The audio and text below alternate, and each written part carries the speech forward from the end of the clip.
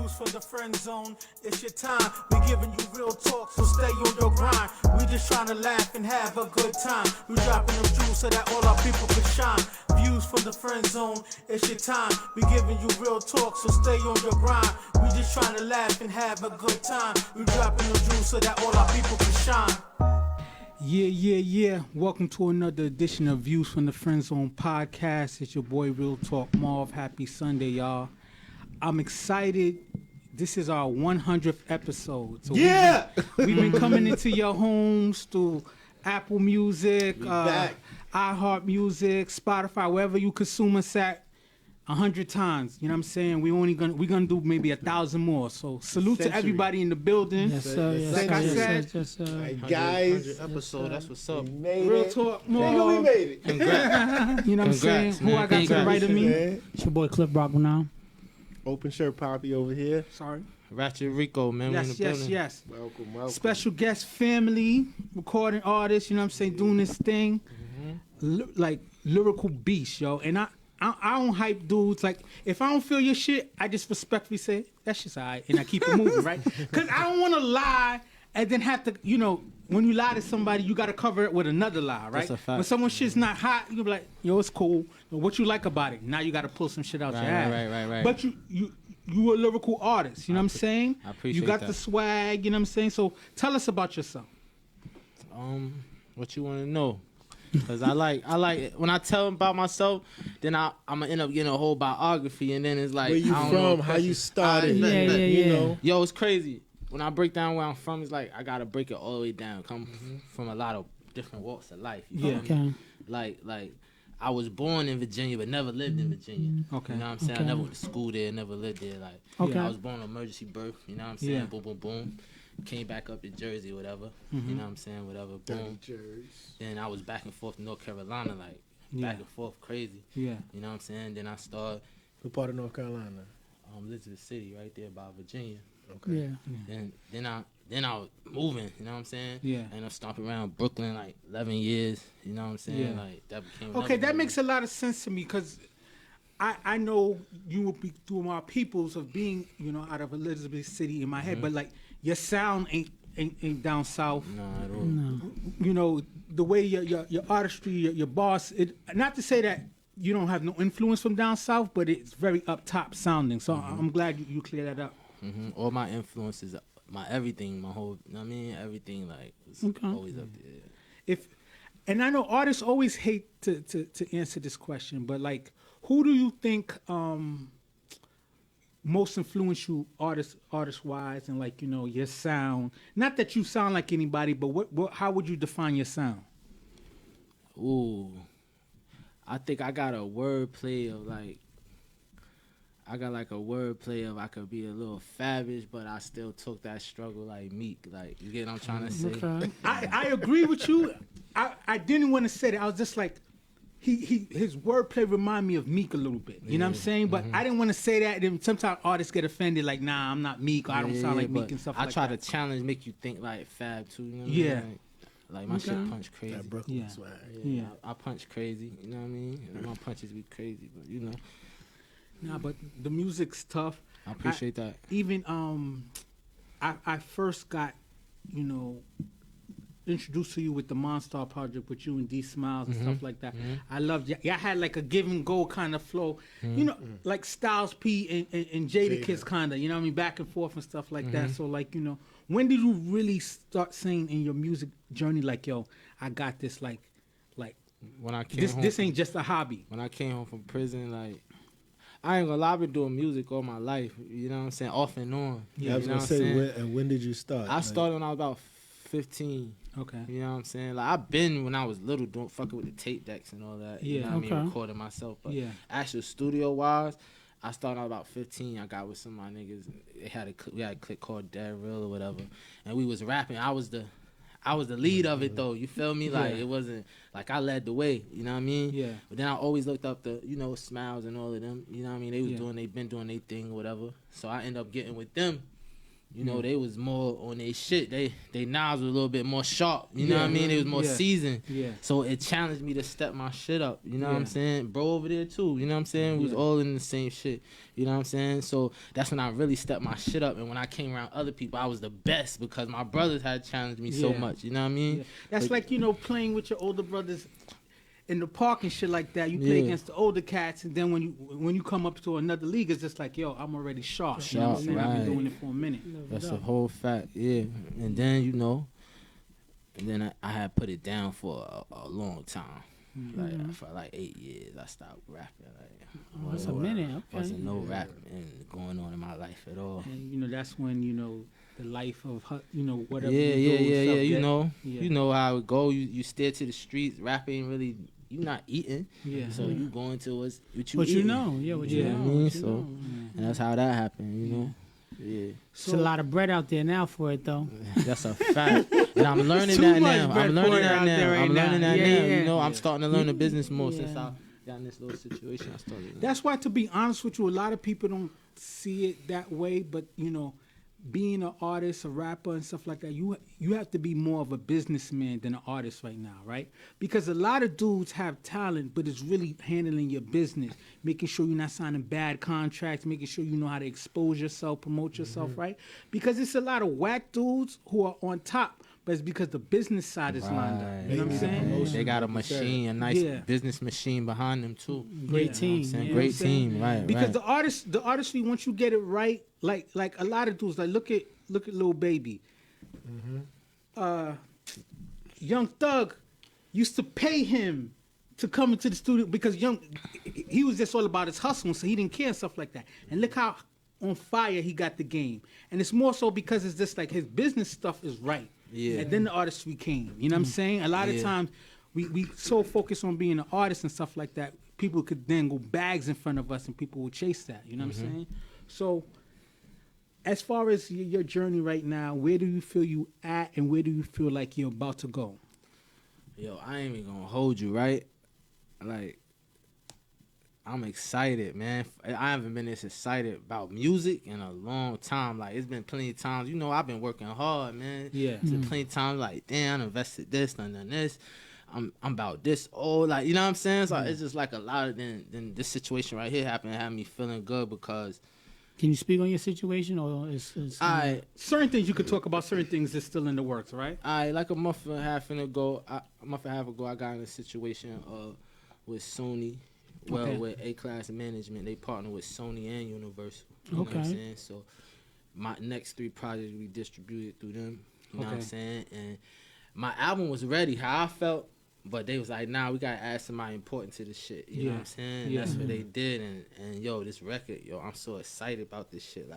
Like, bro said he first heard it, he got emotional. Like, nigga, we made it. Like, this record could take over for a while, man. And it's like, this gonna get the recognition I need to. But Totally Talk has some joints in it that feel like these are big records. This is what frustrated me, because when I was young, I used to do the rap stuff, you know, independently, you record and stuff like that, and then you just realize, like, yo, artist-wise, you just as good as some people, but you don't have the exposure. And what bothers me as just now a consumer of music, you hear a lot of dudes, and you hear some trash dudes, and this is like I don't like to call out names and stuff like that, but whatever, like Lil Yachty. Right? You just called out a name. It is what it is. It is what it is. It is what it is. Like Lil Yachty, great businessman and stuff like that. I never listened to a Lil Yachty track and was just like, behind him. Damn, that fire. You know what I'm saying? But it's just like, yo, he's a big artist, right? Because he got the machine around him. And that goes back to say, that's what my situation. I'm excited because I got a little machine behind me. They put in the promotion and the marketing that I need now that I'm gonna bring back revenue to, you know what I'm saying? That's why I didn't take an advance, because I didn't want to be in a hole and my music don't do what's expected. Now I owe and I can't even get out the situation until that's paid.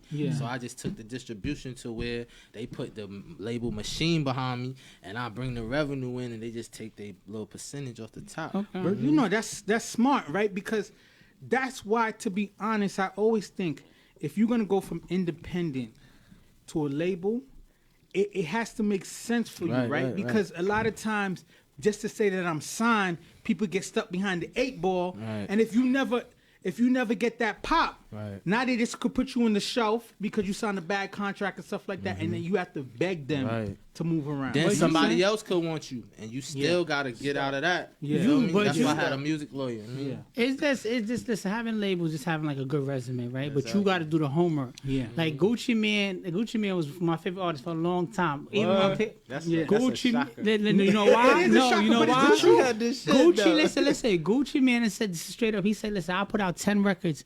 3 of them shits might be hot. The other 7 might be trash. But I put out so much music, you can't stop listening to me." Quantity and then over he quality. had no. He just said, "Please just put it out and fix him up." And then all of a sudden, he became one of the hardest rappers. He put out like 20 albums.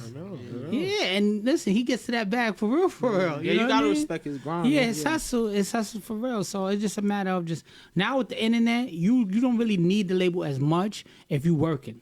If you working, if you putting music nonstop, people gonna see it. You know what I mean? So, I just feel good because I'm not the social media promoting marketing like they doing all that for me. So Yeah, like, yeah, yeah. It No, takes that's a lot of good. weight off and it helps at the same of time. course, you know of what course. I'm Now you saying? could just focus on making good Right. hits. It's tough. Anything that you do is like, it's better when you have a team handling certain things so you could specialize in certain things. That's what held me back for a Even long with time. us building the podcast and stuff, like not to be cocky, it's just like I listen to other podcasts and stuff like who are quote unquote bigger than us, and I don't feel like their content is better, but they have a team, they have a machine, they have a name, and sometimes you need all of that going for you. You know what I'm saying? It's a fact. It's a whole So let's talk Thule Talk, right? So that's the last project that you've Thule had Talk out, one, yeah, it's the first right? Thule Talk, So you have some big producers on it too, though, because you had to get it. Am I saying it? That's the single.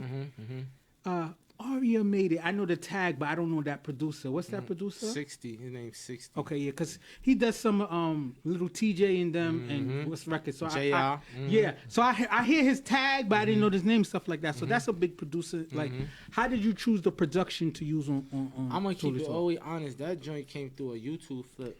You know what I'm saying? Like it's flipping through the beats, Yeah. and I like that shit, and I just bought it. And I mean, once I came up with the record, I said, "Yo, this it. I'm gonna buy this. I got to." That's how they do it. They just put them I on bought it. YouTube. They put What's, their beats yeah, on. big, That big particular record right there. That's Okay. how that happened. Yeah. You know what I'm saying? That ain't how all my shit happened. yeah. But that one right there, to be honest, I was flipping through the tube, and boom, I hit him an email. Asked was available. Like, yeah, boom, I bought it. That's how It's it fire. was. It's fire. So what's your favorite record on the album? This new one or the last one? On Thule Talk? The last one, or this one coming? You know, Thule Talk 2 coming. Oh, it's coming. So The the one last that- one. Last one. The The last last one. Last one,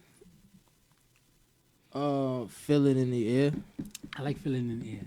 Yeah. I like Cold World too. Yeah, I but that was the appreciate flip that. of the best. Yeah, best Can of we, both can worlds. we play a record during the podcast? I mean, later on. in I the didn't podcast? send. I would have to Okay. send it to Yeah, like if you yeah. have something I could send to the engineer. Feel then It in the engineer- Air was sampled off Beanie Siegel. Yeah, yeah, yeah, yeah. My man, a man on the track made that. He in Connecticut. We actually, I Okay. fuck with bro. He a good producer, man. He up and coming.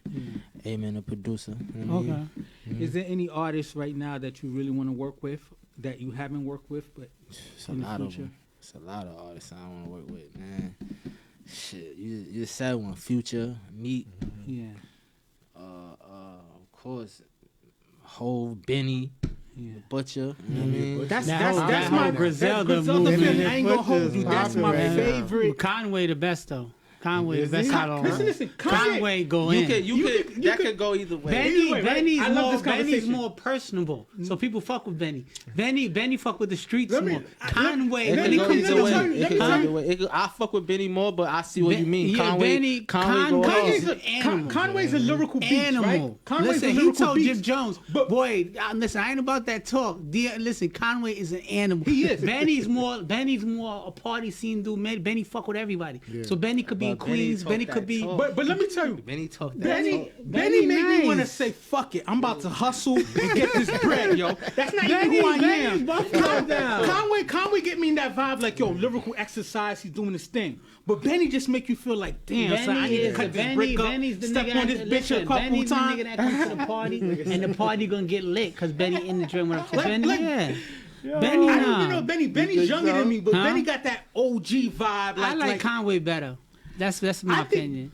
You know, to be honest with you, I think Conway might be lyrically slightly better than Benny, but Benny's storytelling is just like fucking vintage. Like Benny could get on a track with Nas and Jay-Z and still talking shit. Benny's more in your face all the time. Like Benny be fuck with everybody, so you see Benny more. Conway's more straight to the Benny rapping. More appealing, yeah, that's what I'm saying. Yeah, like you know, he got that vibe. To the vibe that you no. right? His you know music is fire. Like his music is fire, but I like Conway better. Conway's just like a lyrical beast and stuff like that. But Benny shit is just like, yo, I don't even smoke, but I be wanting to like fucking light up an L, listen to that shit, chop up a brick. Oh shit, that's not even my life. Yeah. But you know some dudes do some shit like that put you in the vibe. Do that shit, it must be so vivid. Yeah. You just be like, I feel like Scarface listening to Benny, like I'm gonna sniff a line of coke and shit like that. Might kick somebody in their face.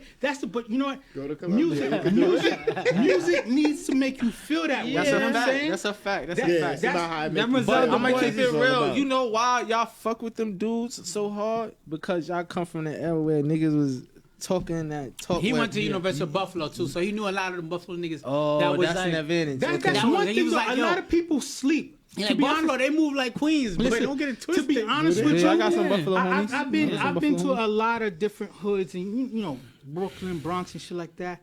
But let me tell you, Buffalo, the hood of Buffalo has to be probably the hardest, craziest. Get the fuck. Listen, hardest, craziest. Yeah, they give it up like that. Area in the whole state of New York. Now, this is coming from a nigga born in Brooklyn, raised in Queens, Southside, chilled in the Bronx, worked in Harlem, all of that crazy shit, right?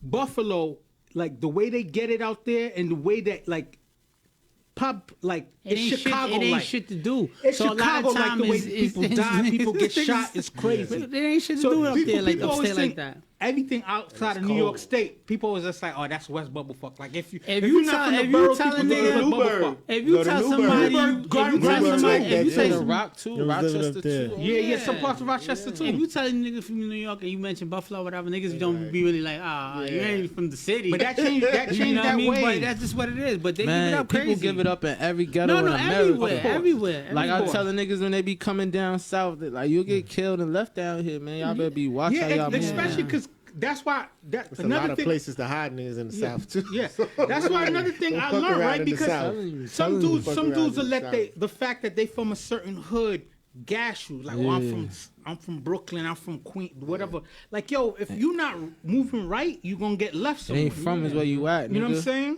Like, but yeah, the Griselda boys, they go hard. I fuck with them. Yeah, hell yeah. They bringing that old part of rap back. They saving the game for us. Yeah, right. Because the bars are back with them. That's what it is. You getting real bars from them. So. There's a couple of cats out, a couple of the new cats out that, you know what I'm saying, even though they don't have that sound from back in the days, just the way they lyrically move themselves, like I find myself really hyped about. Like two cats that I didn't really think I'd be hype about that I'm really fucking with right now. Obviously, I said Little Baby and 42 Dugg too. Okay, we just listen to sound. Hit me up. 42 Dugg. Let me tell you what it is. Some dudes got bars and some dudes got presence. 42 Dugg got a presence to him. You know what I'm saying? You listen to his tracks and shit like that, and it's just like, son, this little dude and shit like that, but he got a big presence and stuff like that, and it's just like cool. Like, as an old head, it's sort of like before you just like, you know what, you feel stuck kind of just like, I want to hear the sound of the shit that I grew up to. But then you got to like give it up to cats who's doing it now. Of course, you got to change with the time. Nigga, You got to be musically I got to be honest with myself. But you got to be musically inclined, especially in the what y'all doing. You got to be musically inclined. I'm fucking with Dirk and Baby. Dirk is that's all day. That's a fact. They winning. Dirk is Dirk all they day. Winning. Dirk they winning. stayed to the streets. That's what they winning. And this music is fire. Yeah, Dirk and Baby winning right now. Dirk. I like Dirk a lot too. You know what I'm saying? And Kevin Gates, my man too. Yeah, he loved Kevin Gates. I like Kevin Gates too. My dude all day. Gates, I don't know what's going on with him. He ain't dropped in a minute though. But he dropped, he go. His shit be fire. I fuck with him. I mean, Gates a couple joints. So okay, so you said you got stuff in the works that's coming out. Like, I got big shit in the works. Yeah, big shit. Okay, are you gonna do a video for it? Like what you got lined up? I'm waiting on the label. Been contacting his team. You know, they trying to see what's up. He on the road with Khaled right now, so we trying to see what's up. Okay. I mean, y'all gonna fuck around me, give too many clues. No, I feel you. You heard it up, but I already know if he's on the road with Khaled and shit like that. Yeah. That means something big's coming up. You know what I'm saying? Hell yeah, some real big. So, listen to the music. You got some hard tracks. You got some tracks about, relationship situations, things of that nature. Is there any artists outside of the hip hop genre that you want to work with, or you have ideas of working with? It's crazy. Like, I'm a pain like type of nigga, right? Yeah. I would love to fuck around, like work with Anthony Hamilton or something, Don't Anthony Hamilton have some Carolina roots or something like that? Yeah. I think High Point. It's like by Greensboro. Okay. Maybe your peoples could connect. You know what I'm saying? He would make them feel what I'm trying to make them feel. Yeah, you feel me? He got that soul. You know what I'm saying? Like, hell yeah. So I get that you saying that you had said lyrical exercise are fabulous but like when you were younger, who was the artist that you kind of just like turned you on to hip hop, right? Because Meek and Fab are still, even Fab been around for a while, but Meek is still like closer to why you was an adult kind of thing. Yeah. Like when you was younger, like it was Jay-Z and Biggie, Nas, of course. Biggie, Jay-Z and Nas, of course. Yeah. Like 2099, 2000, 2001. That's when I really start understanding. I feel old because I was already in the clubs. Yeah, you old nigga. I'm an old nigga. You know what turned me on the rap? I was Slick Rick. Fucking Big Daddy Kane was one of my favorite. Those are the icons that I really. My mom was you know what I'm saying? Like Jay-Z was really popping when I was younger. Like that was his time. Like, like for real. Like, that was his time. Right. Then it came the Dipset era too. 2003. Your intro kind of gave me a Dipset vibe. The intro to Tuli Talk. It's sampled off "Come Home with Me," Cameron. Okay. That's why I said 2003. That's when. I was in junior high. That's when I really started understanding what niggas was talking about, and I started like, I'm fucking with this. Like, Dipset, man, Dipset, G Unit. All of that era, man, that was me, all me. Yeah. Things just came out with a hard shit too. We was listening to that too. We was listening to that too. Yeah. But Dipset and G Unit was my biggest influences. Like when I really started getting into hip hop. Yeah. It's Desert Storm. Let me ask you this question, right? Because the pandemic made a lot of people have to sit down, especially artists, right? You're not really doing shows and shit like that. You kind of have to think about what's your strategy once shit open back up. So how did you spend the pandemic as far as an artist, and did you work on any skills or different things that you wasn't doing before? That's when I found the auto-tune. Like I wasn't really the auto-tune type. Y'all can hear my music at first. It wasn't no auto-tune. Yeah. Now when you hear this new shit, you like, damn, he auto-tune, but he's still him. Yeah. I started playing around. I had so much time I started playing around with my voice, the auto-tune. I'm like, I really can do this. Like, but I still sound like me. I'm not sounding like no microwave popcorn shit. Like I'm still me. You know what I mean? So y'all gonna see, especially on this new record I'm talking about, you'll be like, oh shit. Like for real. Excited for it. All right.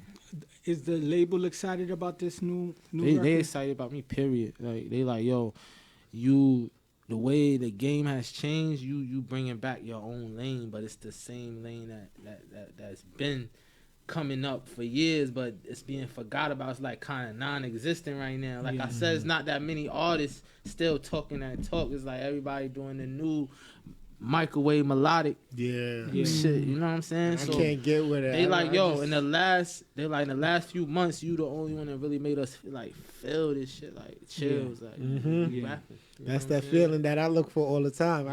I mean, some of these poppy records, I could listen to them. They sound pop, especially if the beat is popping, but I be looking for them bars. Right. Like I was hyped when fucking J. Cole dropped because I'm like, bars. Cold shit was dope. Cold shit was dope. I fuck with it. I ain't gonna hold you. People laugh at me right now, but I have to admit, even though I don't say he's the greatest lyricist at all, to me, Lil Baby. Nah, what? Lil Baby. The way he handled himself and the way that I ain't gonna lie to you. The only person, right? Because every couple years there's an artist that really I fuck with. Like my dude I was gonna ride with hard body was Pop Smoke, and then they got him. You know what I'm saying? But even before Pop Smoke really was just like buzzing out there, listen to Welcome to the Party, and then Dior and shit like that. Then you start listening to shit. I'm like, yo, dude has this presence like he been here. You know what I'm saying? Yeah. Baby has this connection where it's just like, yo, Baby not trying to impress you. Baby not trying to like have you like, be in your face like clown shit. Like Baby just spit his shit and you just fuck with him. I must be missing something. So he moving like. I gotta listen to Lil Baby. I'm gonna keep it real. I'm missing something. He stepped his pen Big up. time. From the shit where he, with the Drake, wham. Cause when you came out with that shit, I was that's what I wasn't fucking with Lil Baby then. Wait, what is this guy? I wasn't fucking with Lil Baby. Now when he did killed that Khaled shit just now. But Lil Baby, Khaled and him and Durk. Scary Hours on Drake. He danced on Drake shit. Yeah, he did. Yeah, he bodied Drake. He danced on Drake shit. He bodied Drake on that. Means where Drake is just like, yo, cut his shit off, and the beat come off, and he's still spitting on that shit. He Lil bodied. Baby's on some next shit. No, he bodied Drake on that. Like when you think about Jay-Z, right? Jay-Z always was lyrical and shit like that, but what made you really start fucking with Jay-Z when it's just like, not only was his lyrics, like you listen to the shit he like the shit he did with Khaled and Nas, right? Yeah. Bars wise, he bodied Nas on that. No, but this is But the other beat. Yo, that's exactly right. He bodied Nas on that. And I don't like Jay-Z, but I don't like Jay-Z. I don't like Jay-Z. I like Nas. But listen, on that, You had the favorite quote. You had to take us cryptocurrency Scarface. That shit was hard. Listen, but the other beat. It's how you walk on the track, right? The way Jay-Z walked on that shit. It's like effortlessly. The lyrics ain't going into the Hall of Fame, but it was the presence and shit like that. Effortlessly. Baby has that kind of presence. Boss talk. You know what I'm saying? Yeah, I mean, like for instance, and he spanked the year before, beat the niggas ass. But that's not hard. But the year before, I was fucking with the Baby. You know what I'm saying? The Baby, right? And then I'm not saying the Baby's not still hard, but I just feel like the Baby, you know, from year to year, now sort of like it's becoming kind of like a little gimmicky, right? Like sometimes somebody's records are hot because of the gimmick of who they are and shit like that. So He's still spit. Nah, Baby stepped his shit up, real shit. I was Lil Baby, because I'm telling when he did that, wham, I wasn't feeling it. I haven't checked back in since. He's one of those artists that made me say when they first came out, I was just like, call me Little Baby. I thought that shit was terrible. Little Durk, Little Baby, the one that just died. What's his from Chicago that died? King Von. King Von. His storytelling was spectacular. That's one so thing. Him, though, it's a couple dudes that's nice. Whatever. It's just what you. That's you one thing. What you into, right. Yeah, my advice to any artist, anybody listening to stuff like that. One thing that I dislike about the Chicago scene is everybody got beef. The Chicago scene though, the way that they're attacking each other and shit like that, like to me, that's how Brooklyn is right now though. Yeah, that's Brooklyn. That's everybody attacking each other, everybody beefing. Yeah, two different crips that's Two battling, different blood sets back. Like it's crazy. There's no room for longevity with certain things that nature, right? Like to be honest with you, what I'm worried about is the Durk and what's the Quando Rondo shit, right? Mm-hmm. How that shit's still playing out and stuff like that. You know, God bless the dead. Durk just lost his older brother. You know what I'm saying? Mm-hmm. Durk is a boss. Durk got a lot of things going on, but I'm worried because it's just like the way Durk just lost his older brother, the way Durk lost King Von. I feel like, and you know, Durk talks spicy. Durk be calling cats out in the city and shit like that. Like it puts too much pressure on you to continue to live a life that you walking away from. You know what I'm saying? Like supposed to be walking away from. He is walking away. He don't see Durk. He don't be out there. You don't see Durk putting himself in. Hold on, listen. But, you don't see Durk putting himself in them situations that Von or his brother was in. Like he wasn't in Chicago like his brother. No. He wasn't out there. But he's still like Von but they outside. still, you know what I'm saying? But they still calling out people names and shit. Like for instance, he been in the booth talking that shit though. Yeah, but but that's the shit I'm worried about. Like the shit with Little Duck? FBG Duck. FBG Duck, right? Like not letting that shit. Like, dude is dead already. You know what I'm saying? My thing about it is I don't know their beef. You know, I'm not in that town shit like that. But like somebody's dead, like the beef you have with them, kind of just like It's dead too. Like I seen on Instagram, I think it was King Von's uncle. He's like Lil Durk on top of the world. He got the power to bring Chicago back like together, like but he's making it. He condoning to make it worse. You know what I'm saying? That made a lot of sense. Like, no, I watched that live. You know, and I was just like, I agree with that. Like, yo, you multi-millionaires, you hot as hell. You got tracks to Drake and stuff like that. Nobody's checking your G card, right? Like nobody says Lil Durk is fake and shit like that because he got respect and shit like that. How old is Lil Durk? Lil Durk got, I don't think, 28. Yeah, I was gonna say he's not 30 yet. But he's been in the game for 10 years solid. You know what I'm saying? But at the end of the day, that's all he know. He can't really. What I'm saying is he not active like in the streets and or like that, whatever. Too. Well, that's where he come from. But you know, that's all he's comfortable with. You can't take him out his whole surrounding like that. I get that. I'm not even sitting there telling him he got to stop talking that street talk. I didn't say that. Like I said, I stopped seeing names. Like I said, it's been years when I even been around dudes hustling shit like that. But Benny the Butcher still make me want to chop up a brick and shit like that. You never gonna lose that love for that kind of shit like that. But my thing about it is, it's just like, you know, it's one difference between, you know, the violence where it's just like, yo, like letting shit lie and shit like that. Like look at Jay-Z and Nas when we was right around high school age and shit like that. They had the kind of beef that somebody would get popped over. Right. But as a grown man, you start to be like, look yo, at him. He don't even like Jay-Z because he likes Nas. Who said you had to pick a side? No, like, where you from Queens? Nigga, I ain't gonna lie to you. I ain't fuck with Jay-Z for a minute because of that. When you from Queens, you gotta ride with Queens. That don't make you not a fan of Jay-Z completely. Listen, like Queens, on, it was Lost Boys, Nas, anything Queens. That's what we fucking with. We didn't fuck with nothing else. I get it. Jay-Z was beefing with Nas and Mobb Deep. So I wasn't fucking with Jay-Z for a long time. At the same time, you're not about to sit and tell me you don't like not one Jay-Z song. No, I just told you I fucked with some shit. You listen to that shit when you by yourself and nobody else is around. I could look at more of Jay-Z like, yo, he's such a boss right now. I'm starting to really listen to the lyrics now. Before, at one point, I'm like, man, I ain't fucking with his music. I'm good.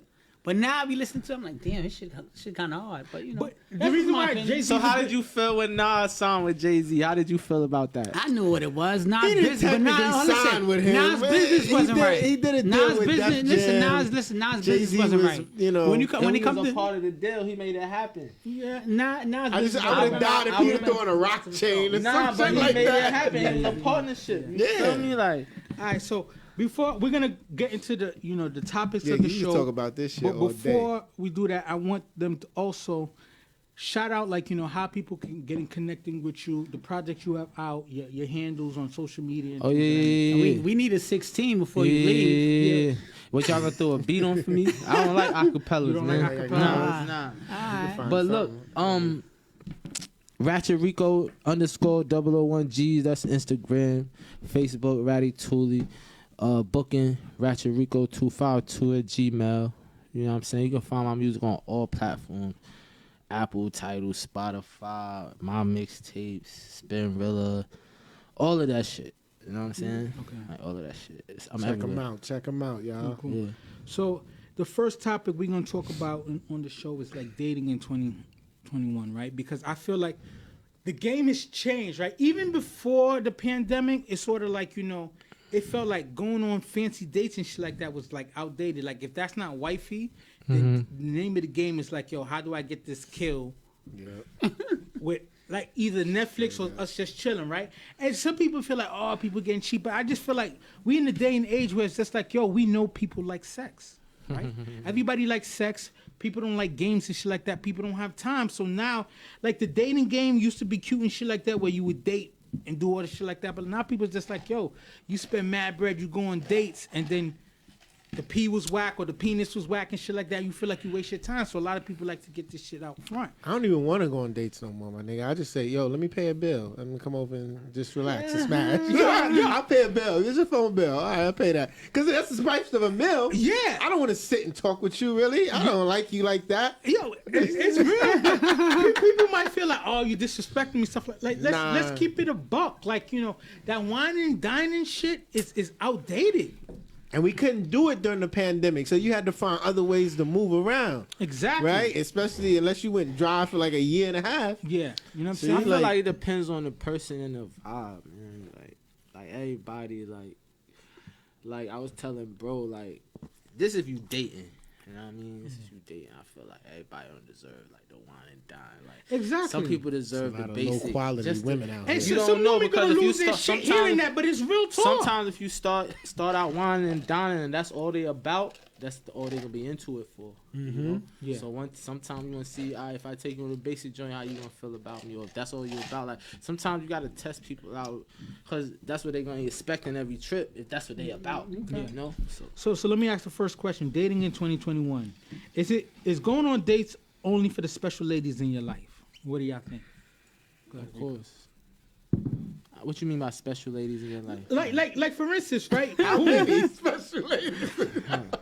Well, we are further expand about that. Yeah. Like, boom, you meet a joint, y'all exchange numbers and shit, like the vibe is cool and shit like that. Y'all text a couple of times, and now she want to link. Now, you taking that to Ruth Chris or Mr. Childs or shit like that, or is just like that's only observed for wifey? You know what I'm saying? Like, of course. Like, I feel like if you make, that's if you playing like that. Let me say that. Yeah. You know what I'm saying? Because I don't want to get in too much trouble here, but I feel like if you do everything you do for another female that you do for wifey, they gonna feel like they equal to wifey, and that's what you're gonna cause the confusion.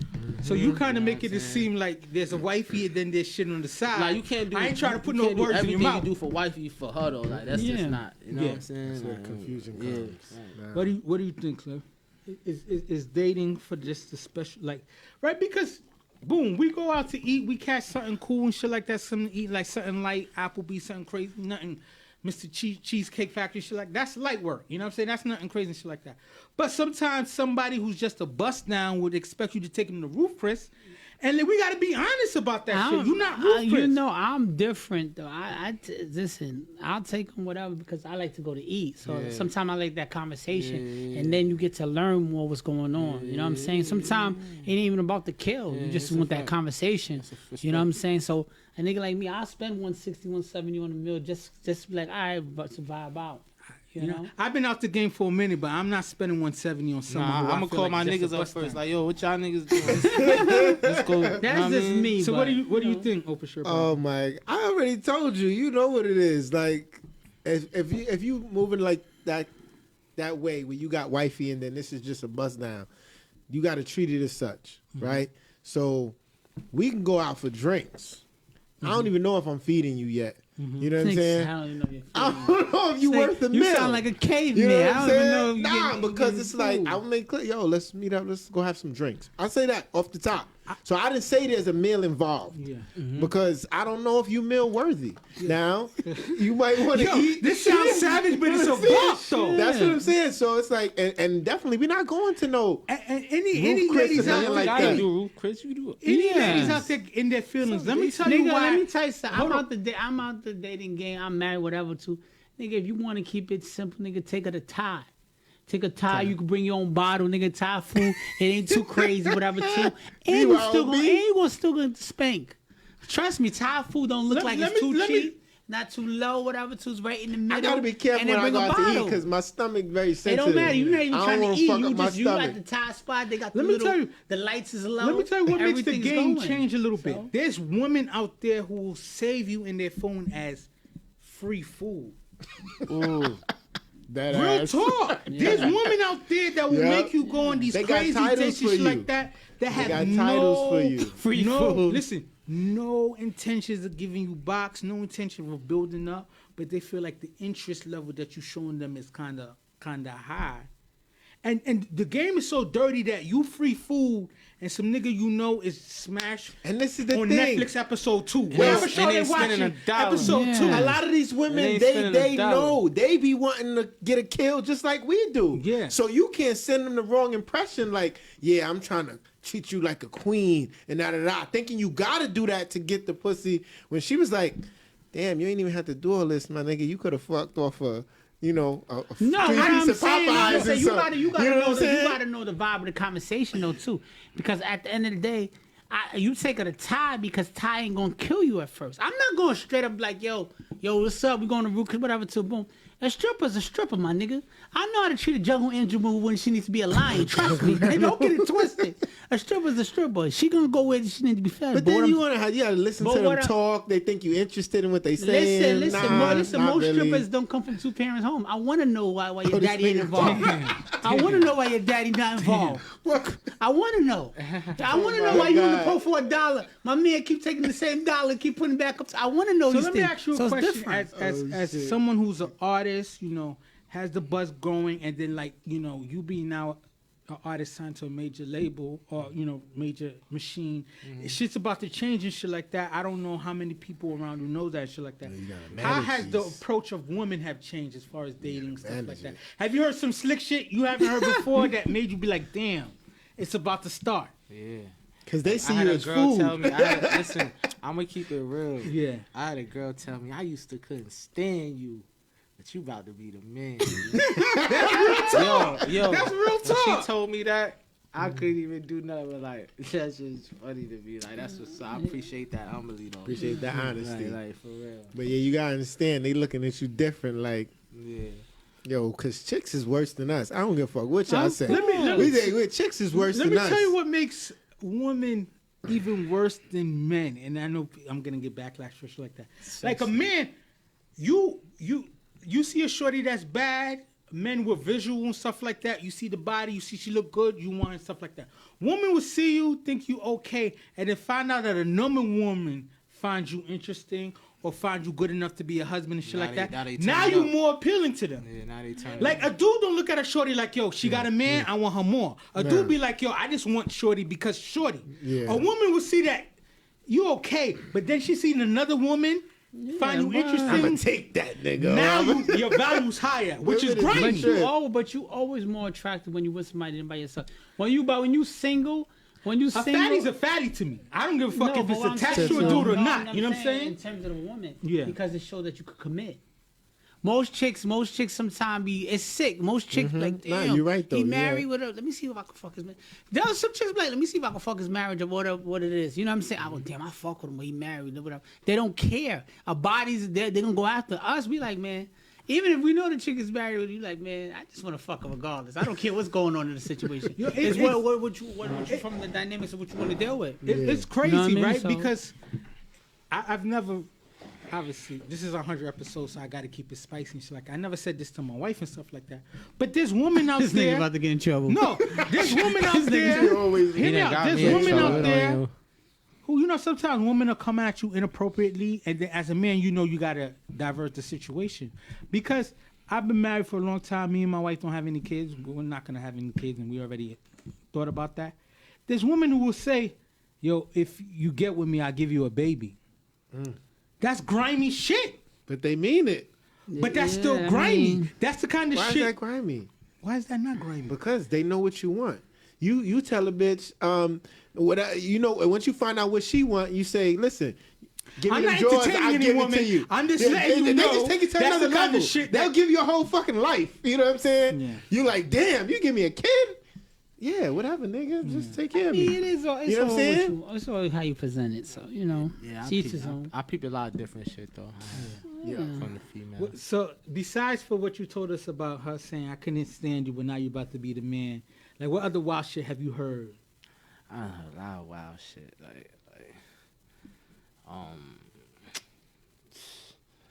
Yo, I don't even want to say so. This nah, as long as you're not giving out their names, you can say shit. You know what I'm saying? When you're a dude, we always used to be in the predator. Yo, women will make you feel like the prey. Yo, they even on it, nigga. Now, listen, if you up, nigga, they coming now. It's a whole different. I know this is when you up, the wave is different now. A chick is coming now. It's coming. When I was in Colombia, yes. And I went to the club. You can't do Colombia because Colombia. No, I'm just saying. These women will love you for you to take their ass home. Colombia and DR is a whole different ballgame. Nobody. I walked through the fucking club in there up to the top. They don't give a fuck. They grabbing at you. Yeah. You know what I'm saying? They looking at you like you straight food. Hold on. I was like, God damn. Listen. I was out about whatever. So they'll sit on your lap, and then basketball. They'll sit on your lap whatever. So they're like, oh, the ladies could come in whatever. So they be like, he didn't tell me to get up. That's how they giving up, because this how they make their living. They don't care about your wife at home that's gonna have attitude. They like, he didn't tell me. Once he tell me to get up, then it's a different ballgame. He didn't tell me to get up. In Cuba, that's different. In Cuba, if you go certain spots and stuff like that, the woman will be like, "You want a wife? You want a wife?" Just think about it, right? Because they know they're about to sell you the dream that you want. You know what I'm saying? Some of these dudes who don't know how to talk to a woman are like, yo, if I bring me a bad joint from Cuba, nobody knows she a hoe and shit like that. I go back to America, be happy as hell. DR and Colombia, they make, listen. That's a fact, hold on. Listen, DR and Colombia, listen, all that make you not appreciate women at all anymore. Because the thing about it is, you go over there, they make you feel like a king, and they say all the right thing. You come back to the city, you and like, shorty give you an attitude. I just had a shorty that's 10 times better than you, and she was willing to lick my feet. For $32. For $32. For $32. Hold on, 30. Listen, don't do that. For $32, that bitch changed my whole life, and you out here acting cute. As a young boy. So it is what it is. Let me tell you, what changed my whole life about aspect of women, stuff like that. As a young boy, you go into those, spots, those hole in the wall spots and stuff like that, where, you put a little money on the table and whatever happens. And you see a bad joint, and you just like, yo, I don't care. You haven't lived life until you've been to one of those spots where it's just like, yo, this is one of the baddest women I've ever seen in my life. And I just killed for $50. Yo, for $50. Yo, it's crazy, right? My bro was just in DR. He was just out there acting crazy. Listen, one of the baddest women I've ever seen in my life, and I just killed for $50. You're like, I could change her whole life. Listen.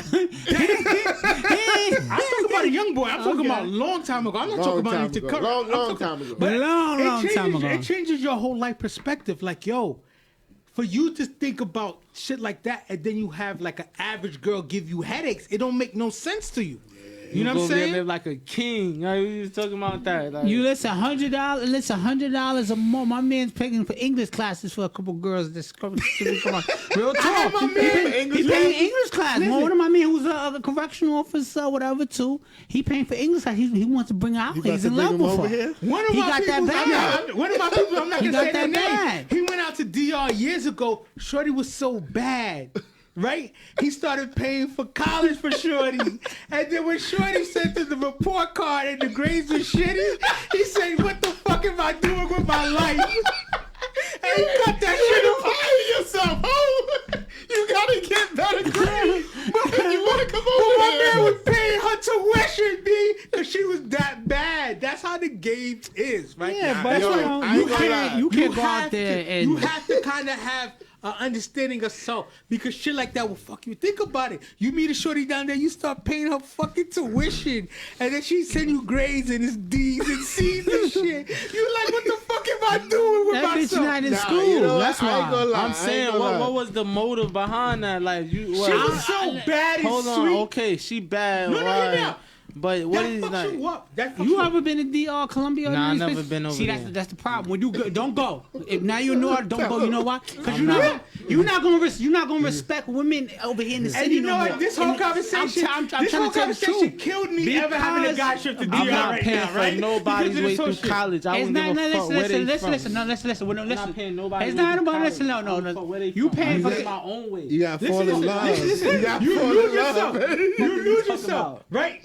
Let me tell you. $50 ain't paying no way. He said paying a bitch tuition through college. I'm not doing that. It's $100 to pay for tuition, like for whatever, $100. $100 for classes and stuff. It's not expensive. Because the price of the dollar is more. Your money is a for English class. Hold on. Your money in the next couple years is about to be completely different, right? Yeah. So let me tell you this. Once your money starts, I'm not judging what your money is now. Once your shit's going crazy, you're going to find yourself, randomly you cash out the bitch $5,000. And you're going to say to yourself, Rico would never do this shit. But you know what? You just in a good place. Shit like that. Like my man, his bag is good. He paying shorty tuition in DR. The shit was like $750 a semester, some shit. I'm not sending her I'm not sending her $5,000 just because she bad though. Let me tell you. Hold on. You trying to improve her. Listen, you trying to make her a better woman. In perspective. What James Harden? James Harden just sent Sweetie $100,000 to go on a date with him. That wasn't confirmed. James Harden is like that. You go to a strip club? Yeah. What you throwing in the For strip my club? pleasure, though. I'm not sending you 5,000. Okay, think about it. It's the same difference. Nah. Yeah, It's the same difference. This is an investment in your mind. What did I enjoy by sending you $5,000? Let me tell you something. I enjoy throwing this money on them. What did I enjoy by giving you $5,000? What the box that I got last month? Listen, It's the same thing if you go to the club. You pop a couple bottles, you get a table and shit like that. You might spend $5,000 I'll buy you a hoopty for before that I one give you night. $5,000. Like, Listen, everybody, listen. Michael Jordan pays for it. Everybody pay for it at one time, regardless of what. When you caught in the bitch, you paying for it. It's the same thing. I know how cocky I am now. Hold on. I know how cocky I am now. If I get a real bag, it's only gonna get worse. Like, for me to give you something, it's a motive behind it. You know what I mean? I got you know what I'm saying? It's a motive behind it. It ain't tricking if you got it. Everybody was tripping on the allegedly that little baby, James Harden sent Sweetie $100,000. Like, everybody's tripping like that. You understand? This man makes like $40 million. $50 million, close to $50 million. Listen, on his NBA contract and his sneaker deal, he signed another $300 million and shit like that. Okay. This is monopoly money to this nigga. He gave her $100,000 for a date. And was that what it was? Yeah. What if? With his pleasure. All right, after that, what if she be like, fuck out of here? Then what? He just did a tax write-off, Playboy. What you talking about? He did a tax write-off. That was a business day. I was trying to start a company with a tax write-off right there. Listen, the game. Listen, let me tell you something. Michael Jordan. Yeah, so he gonna have to. Let me tell you something. Playboy, you just about to go up. Everybody paid for it at one point, regardless of what. You pay for the headache, the lack of headache. Even when you married, I get it. You pay for the shit. Why do you don't pay for the mistake? I get hush money, shoe money. I get it. Everybody pay. Listen, everybody pay for it regardless. People just don't like the term of yo, I'm throwing it whatever. Listen. And when niggas go to Dion in Colombia, niggas do it and then come back. And I can never go to these trips now. I done killed that whole vibe right now. Listen, niggas go to Dion Colombia, niggas go there, have a good time, and niggas start. They come back to see they can't value women the same. My man went 10 times this shit, and he can't look at women the same anymore because he's like, listen, man, it is hard. And he make a good living. He makes over 6 figures. He said I can't look at the women the same because they treated me like shit, and they're not worth it. I was over here, and this girl did everything I did. Listen, I did everything for her, and I only spent $250 the whole 8 days I was there. And she washed my balls. She cooked and cleaned. Oh, man, Niggas do whatever you want. No. Hold on. This changed my mindset. I never thought I would think like this. But after my, going away and shit, I was like, I could never date somebody who was a stripper or who used to be a prostitute. You know what I mean? I was mad judgy. Like, I can't get past that. But now I'm like, you know what? You don't know. I'm not going to judge you by your past. He bought a new shirt out there. He like a transition. Hold on. I'm not going to judge you by your past because everybody's got one. Yeah. Right? Let's just move forward with it. In my 20s, early 20s, way before I met my wife and stuff like that, there was a joint, a swanky spot. You put $50 on the table or something. I no exaggeration, better than Beyonce. Mm-hmm. Better than Beyonce. Like Beyonce don't have the candle to for $50. And Shorty was sweet to me. I contemplated thinking like, yo, I'm gonna take her out of this fucking spot, yo. I'm gonna change her life. Ego, you young, ego make you say, come on, dude, you can't make a hoe into a housewife. But that same chick you think was loyal to you, she's sucking the whole office dick. Listen, you can't judge. Listen, you can't. You can't judge it. You can't judge it for what it. That's the risk you take, because you could take out that situation, right? Yeah. But soon as she come up on another nigga, because now you introducing her to a different life, she gonna meet people who might also want to upgrade her, and not she might be willing to go to that. You gotta listen. You know what I'm saying? You can't put her on. You can't come in here and lock her in the closet like you can. Now you're in New York. Listen, you don't go out until you don't go out after 5. That's when you don't work. You can't do that. You don't go outside without me. You still gotta live life for. I know a dude that married when he got kids with it and all, and she bad whatever too. He met in with her in DR whatever too. Mm-hmm. He got kids with her, 4 kids and all that. Peter's smart. He knocked her up. But what happened is he came. He showed her a better life. He still pampers her, let her do whatever she got to do. She cooks, he cleans. When the guys come over, she go to her room. Listen, because she understands. But listen, She's an indentured servant. What I'm saying is, She you know how gotta to play present her a role. lifestyle to let them know that, listen, you still get to live, enjoy yourself, whatever, too. But remember where you came from. Listen, you gotta think about these girls been having sex since they was 11, 12 years old. Yeah. So That's the sex sad part about don't even It's not even they're not nothing even to them. into it anymore. They It's doing a job for them. Yeah, they doing it It's for a a job for business. them. But So when you- that's what brings you back to reality. Like, yo, like, it's one thing to have fun with the person. Another thing is to share your genetic pool with.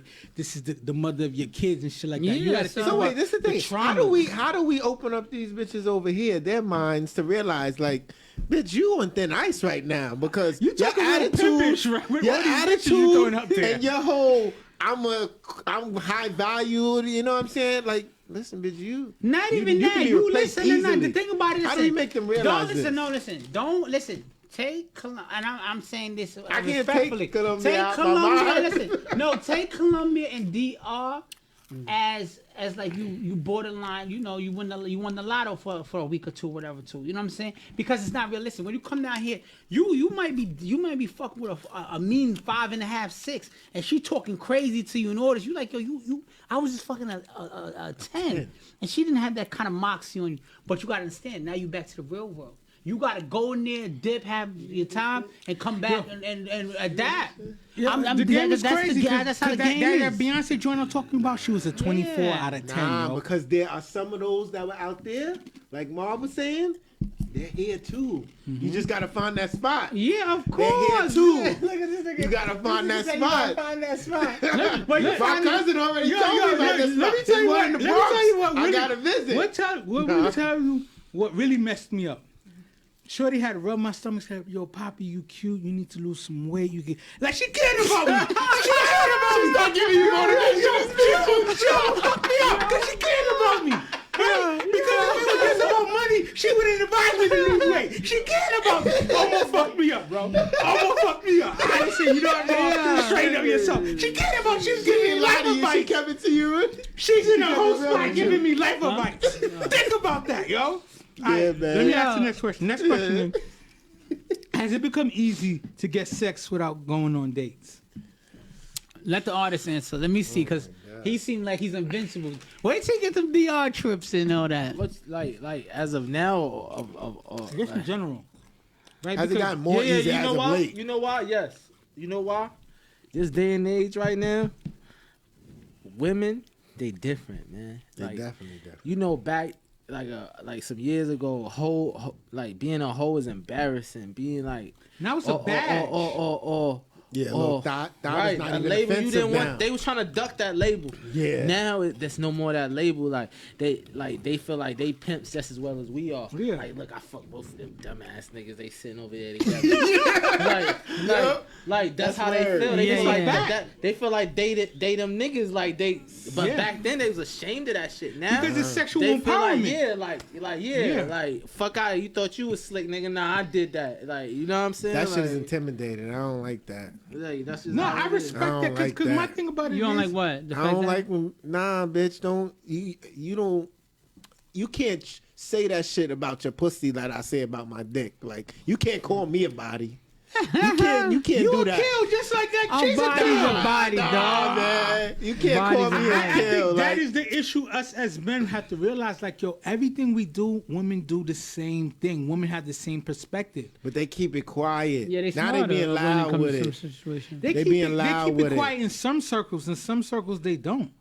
Yeah. You know what I'm saying? So it's sort of like, to me, my answer to the question, has it become easy to have sex without going on dates? Yes, it has. You know what I'm saying? Because it's about time nowadays. Before, people used to do some stupid shit. We got to go on 4 dates, 5 dates and shit like that. And now people's just like, yo, I'm letting somebody occupy my time. Mm-hmm. Why am I going to let this person, me play games with this person? We spend 3 to 6 months me wasting time and shit like that. I found out the sex is whack or the person's corny and I just wasted 6 months out of my time. Yeah, let's I get this out the way early. I think social media made it a lot easier now. You could Zoom you could meet a chick on Jamaica Avenue by 2 p.m. and by 6 o'clock you be like, yo, Zoom me, whatever, so we could talk, whatever, so you could have a whole R&B setup. Me and my boy used to have the guaranteed pussy list in college. So we played that list guaranteed. That shit was about to come off, right? You know, we would have the guaranteed pussy list. Shout out to what you call it. So it all depends. You could put a Zoom on and just be chopping up with Shorty about talking about mental health shit like you care about it. Now you fucking about 10 o'clock. You don't gotta go on a date anymore. Nah. It's so much. The internet, everything is so sad. You could be talking about a good Netflix series. Anything. Women be wanting to kill just as much as us now. It's a fact. They're not ashamed of it, man. It's a fact. Like shit throws me off though. I mean, because listen, regardless of what it is, a man's nature is to hunt, right? So if a bitch is making it like, nigga, you ain't gotta hunt. I want it just like you want it. You like, I'm kind of not as interested anymore because I'm like, who else is just getting it like? You know what I'm saying? This throws my whole fucking matrix out of whack. I'm like, nah, you got to make me at least think that you somewhat precious. I got to work for it. Yo, let me tell you why. Hold on. Because I just told you, it's our nature. It's so. You gotta be. Hold on. A pussy that you got just because, like, whether you pay for it or you got it on the first night, right? You can't tell me it's just as good as a pussy that might have took a couple weeks or a couple months. You can't tell me it's the same. I ain't gonna hold you, bro. You know what I'm saying? You know why it's the same? It's the same. Listen, hold on. Let me tell you. $100 million is the same way. Listen. Hey, listen. Don't say it like money. Okay, but it's the same situation. It's the same thing. Whether you work for it and you got it, huh? Okay. I was just saying, like, I was just crazy how me and my man just talking about how selfish we is as niggas though. Like, you rather not wait no more. Like you ain't even like, if she ain't trying to give it to you by a certain amount of time, you like, fuck out of here. You feel me? Yeah. But that's really selfish on our behalf because, like, bro, say how we gonna respect the pussy if that is how they moving? We not gonna respect. But why the pussy gotta get respect? It don't have to be. It depends. Hold on. It depends on how you win it, shorty. You know how many times you might have waited for. It depends how you went. Listen, you might wait for some shit, whatever, and that don't shit even be like trash. that. I'd have been there too. You done spent thousands of dollars on Shorty because Shorty had 50,000 likes on her, and then it's trash. I know you had a lot of pussy in your life, Clip, so I ain't gonna even come at you crazy, right? But this is the thing. Boy, I'm glad I clipped my. It's not even about whether the pussy was trash or not. It's about the conquest, right? It's about the conquest.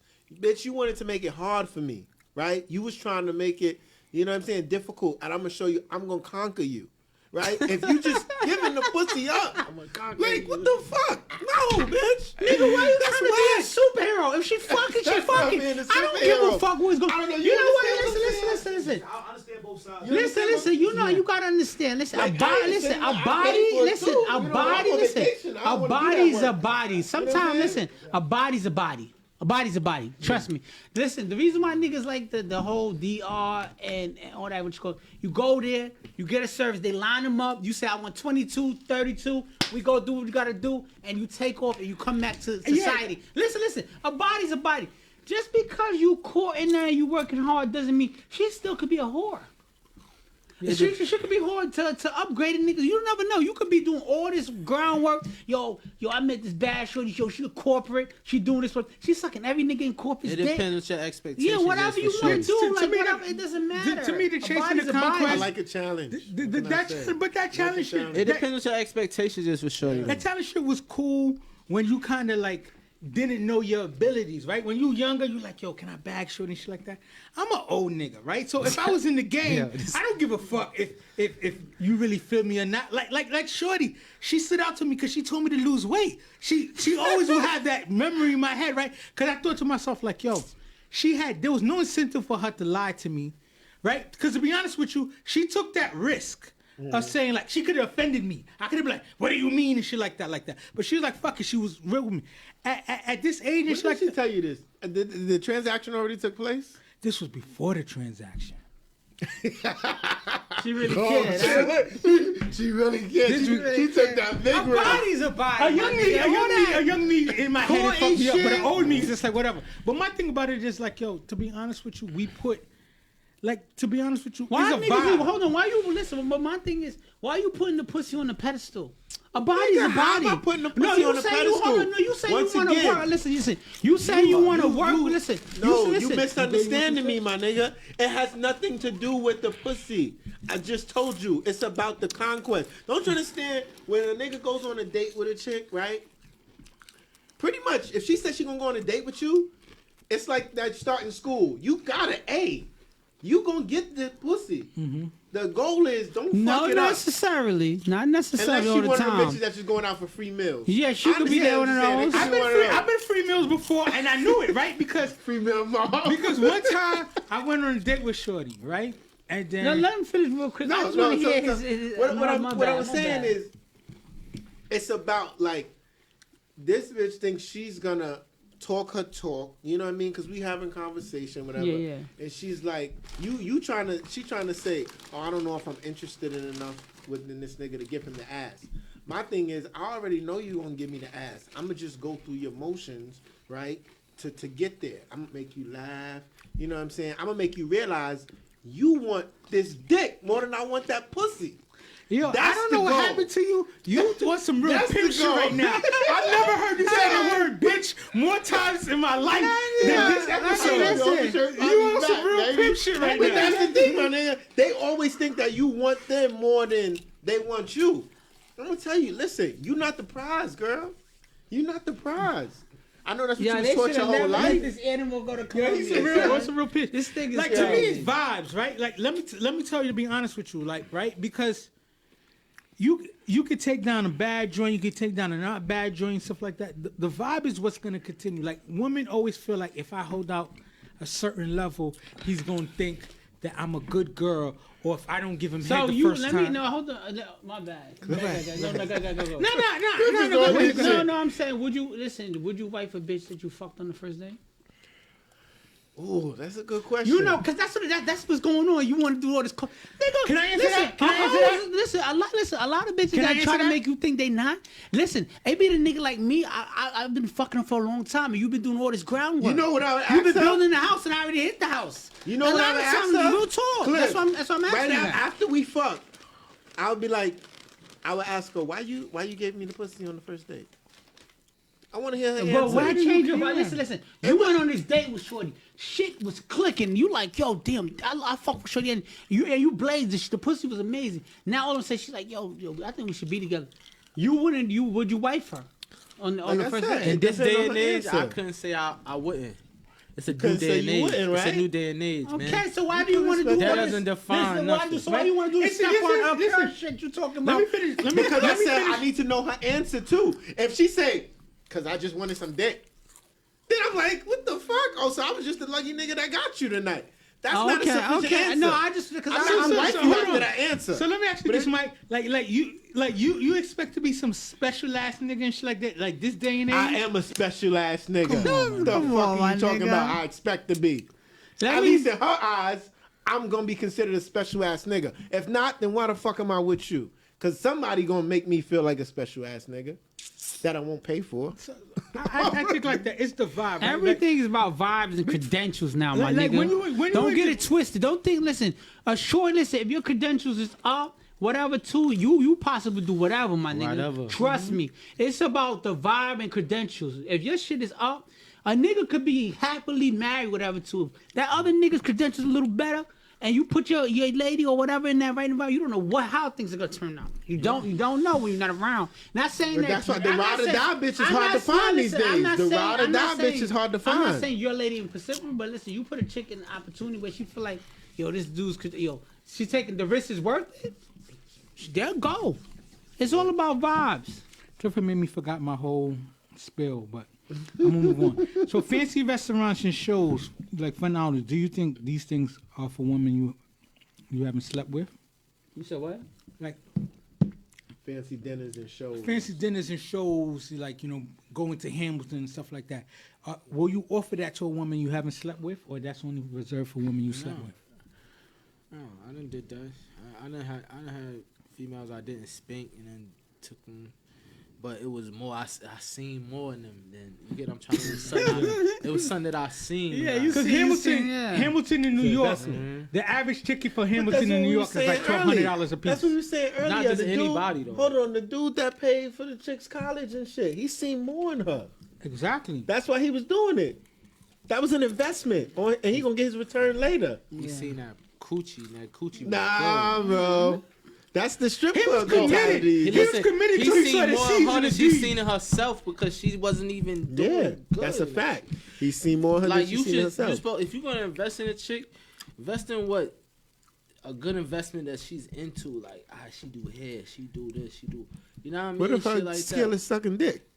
Right. So why you gonna put in? So what is she going to school to do? What is her talent like? So you single tomorrow, taking a shorty to Hamilton and then Mr. Childs. That combination right there is like a $2,500 date, right? Can you see yourself doing that for a woman that you haven't slept with? Seeing potential or not? Can you see yourself doing that? I can do it because if I'm doing that, I'm up. You know what I mean? Like not at this stage in my life. No. I can see me doing that. Let you call it boom, because that means that I'm up, whatever too. And sometimes it ain't about the spank. It's about the networking of the situation. Sometimes you gotta leave them in suspense, right? Like I don't have to spank you the first day just because I did all that, whatever too, boom. I might even get around to you next month, but she always gonna remember that. Damn, this nigga just took whatever to. Cause you're not that. You know what I mean? That's what I do. Not saying that's if I'm up, but if I'm not up like that, and I know this is just for a guaranteed contract kind of shit, I'm not doing that. That's retarded. We could do the same thing in Central Park and walk and whatever too. Boom. We could go see a free show and have a picnic. Let the movie screen come down. All kind of shit. Be creative. Half-baked days. You know what I'm saying? 557. It is what it is. I'm not gonna do the 20. I'm not gonna put the 2,500 whatever to boom if I don't really want to do it. It got to be something that's worth it that it comes out of it. Whatever. 2,500 and then for what? Yeah. You know what I mean? So it's about everything. It's about a vibe. Everything's about vibe to me, right? Because like to answer the question, like, could I wifey someone that I slept with on the first date? And it's sort of like what was the vibe that we was feeling? You might have clicked off the gate to the point where she might not been giving it to every nigga like this. You might have just like, fuck that. How do you explain it when you got a vibe and you don't even know what the bitch is saying because y'all don't speak the same language? You talking some Colombia? How do you explain that? This nigga what kind of vibe is that? Like, where are you been all my life? Your vibe was De Niro. That's what your vibe was. Where the money. You been all my life? You chicks say I don't know. It's all about It's all about a vibe and how do you want to spend that? You know what I'm saying? Everybody going through hard times. It's COVID. You know what I mean? Niggas' bags either heavy or not. So a nigga might not want to spend 2,500, whatever, but a nigga might be up and just be like, all right, let's do it, whatever. Just because that go back around is gonna be crazy. You might have did spend 1,200, 2,500, whatever. Too. You ain't hit short in a month or two, whatever. Next thing you know, come back in town, you hit her. Or she could be in a committed relationship already, or the rip sometimes. She remember, damn, I'm gonna have to go on that day. I remember when that nigga took just off the suspense. Just off the suspense. This is gonna give you pussy just because out of obligation. Like, not because they want to. Then they want to think, he like, damn, this nigga didn't even try to go for the kill. He spent all that. So let me ask you a question, because you said there's been situations where you spent the bag and it wasn't about spanking and stuff like that. How did that situation play out? Did it meet your expectations? Did you eventually, Did it eventually bear fruit for you? The situation, because you said like there's been situations you spent the bag and stuff like that on shorty and you didn't spank yet and stuff like that because it was the feeling. Was it fruitful? Like, I mean, I'm gonna keep it real. We friends to this day, and she's a successful person, and I know like it's been times that she been there for me, So it was a good thing that I did. You know what I mean? Like, you could count on for some other shit. Cause listen, and it meant something to her. It wasn't taken for granted. Yeah, like she remembered the time. I respect that. She appreciated it. She was in a dark place in her life. It was just me trying to lift up. Yeah, I respect that because I always tell some of my people, it's like, yo, not every situation that come into your life you need to take down. Sometimes dudes is like, yo, I gotta take that down. Some situations you need to leave there. Mm-hmm. You don't know what it'll be in the future and shit. I mean, I did take it down, but we still gonna be in So you fucked up my whole statement then. Nah, I just gotta be honest. But we end up being good friends. Yeah, after the fact. Yeah, you come to best friends after you get that out the way. I'm gonna keep it real. Coming home from prison, I was keeping it real with every female. Like, look, I just been going damn near 5. Like, look, I gotta make up a lost time. I'm not trying to sit here and act like I'm gonna be in a relationship. Like, I'm just living. You having fun. You trying to you regaining back to society. You just trying to feel things out. Honesty, she was caught up in that wave around that time. Yeah. You get what I'm trying to say? Yeah. Okay. But when the smoke cleared, we were still friends. Okay. Like, she even said it like I'm glad I didn't start going with you because that wasn't the time everybody was on your dick. Yeah. You know what I'm saying? So let me ask this next question. Do you think just being upfront about just wanting sex has made society skip all the romantic foreplay such as whining and dining and made us say we can spend time after we decide if it's worth it or not, right? Because, like I said, society used to tell us growing up, like, oh, you need to go on a certain dates, wait 3 months or some bullshit number and stuff like that. And then you spend all that time, you wind up like, yo, we wasted each other's time. If we would have clapped after a week or two, we would have figured out like, yo, we like each other, the vibe is cool, there's a connection, and now we need to build more. You know what I'm saying? So what do you think? Do you think society has changed where it's just like, yo, it makes more sense? I just told y'all, female society has changed completely. Like, females, like, they don't even look at certain things as embarrassing or disrespectful to themselves, or they just like, nigga, if y'all can do it, why we can't too? Like, that's just society has changed. There's no females are more men mentality now. Yeah, you know. So you're aggressive. Society has changed. It ain't daddy's little girls. No, it ain't sneaking around being a hoe. They content with that. Think about it. I mean, no disrespect, but it is disrespectful. Megan Thee Stallion and all that shit made it pop and be like, listen, man. Rihanna did too. I remember. Yeah, like think about it. Think about it. Think about it. I remember in prison listening to her music. Being a savage, some shit. I'm like, damn, she made it cool. Yeah. Think about it. Think about it. Think about it. The Kim Kardashians and the Dreas from Love and Basketball and shit like that, and all these women who just like, you know, quite have rumors, not rumors, but reputations of being ran through and stuff like that. Men are still envious. Men are still wanting to go after them and stuff like that. Like dudes who want them still want them. You know what I'm saying? Like, yo, Kim and Kanye because they about to split up. I think that's what turned the women's minds. See, because at one point, women thought that, oh, if my number's high and a guy knows that I slept with a lot of dudes, he's gonna see me as less attractive, right? He's not gonna be into me. But now they see all these other chicks who've been owning here and there, or you got J-Lo who's like Thanos collecting rings. You know what I'm saying? She been ran through a bunch of different times. But still, bitch, you not Kim K, you not still Rihanna. Seen as hot. But that's the thing. They still wanted, even after all their bodies. So other chicks see that and they're like, oh, these dudes don't really give a fuck. So it's like, I could do me and I don't have to hide it. But yo, listen, my family or the homies, I'm good. I don't care about all that. Young boy shit, you care about the bodies, my nigga. When you a grown man, you don't give a fuck about none of that shit. Now you here to just play the field. That young boy shit, you ask. If you asking a girl, yo, how many bodies you got, whatever, she's a fucking adult. You interested with her. You think she hasn't fucked another nigga? Why are you concerned? Care, right? Long as my listen, man. when I'm here to fuck you, I don't know, my guy. I'm telling you this. I'm meeting a woman who's 30 years old, and she got 90 kills on her record. You might be. Hold on. You only 30 years old. You got 90? Let me do the math. That's 3 a year. But I know you wasn't fucking since you was like 15. So now we talking 15. I'm doing math in my head. Living in a fantasy world. You might mean that got one. You might mean they got one that fucked your uncle. That one that fucked your uncle, and she didn't tell you that she fucked your uncle, gonna hurt you more than the 90. So why you care? No, not necessarily. When you a young boy, you care about the bodies. When you get older, you start really just giving fuck about I didn't say I wouldn't go with it, Cliff. I didn't say I wouldn't go through it. I said I had to think about it a little bit. Because I got to be like, hold on. What kind of woman is doing this nowadays? Listen, now I'm thinking about your self-esteem. All right? I'm thinking about your life choices. You know what I'm saying? There's a lot of fucking STDs out here. You know what I'm saying? I got to think about all of that. I got to think about all of that. You know what I'm saying? Because a certain type of female is not doing that just off the fact that, first of all, bitch, that takes a lot of time to gather up all those bodies. You fucking a lot of different. You know what I'm saying? Hold on. How many relationships were you in? Not even that. How many niggas did you cheat on? Because you had to cheat on a few niggas to get that many bodies. All it takes is the right scene.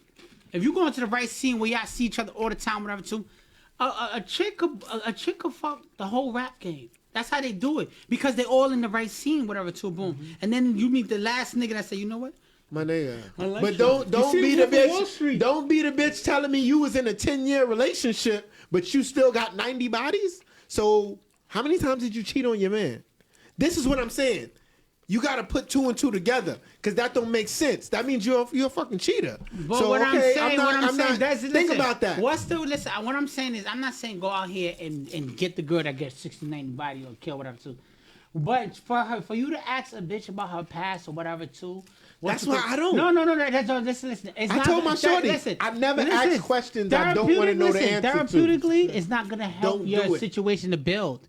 If I'm feeling a shorty and I'm like, yo, so what's the ask about the number? That's young boy shit. Young boys care about that. Yeah. When you adult.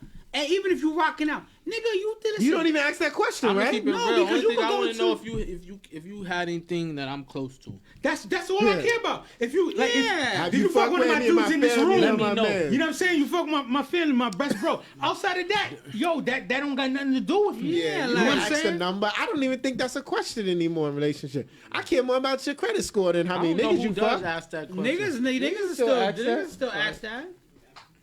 Yeah, where the front. We came so all right, so the next topic is we're gonna jump to bag talk, right? Because I feel like in the pandemic it allowed us to start thinking about other ways to make money, right? Because sitting down kind of made you feel like, okay, you know, doing certain things, money changes, shit like that. There's been money made with like, you know, different situations, stuff like it. So let's just talk bag talks. First question is, work keeps making million. Different works keep making millionaires in this new world, like crypto, social media influencers, real estate. What do you think we need to do as people, as you know, black people, people of color, to try to like continue to make money in this new world? Like, what different things you think we need to explore?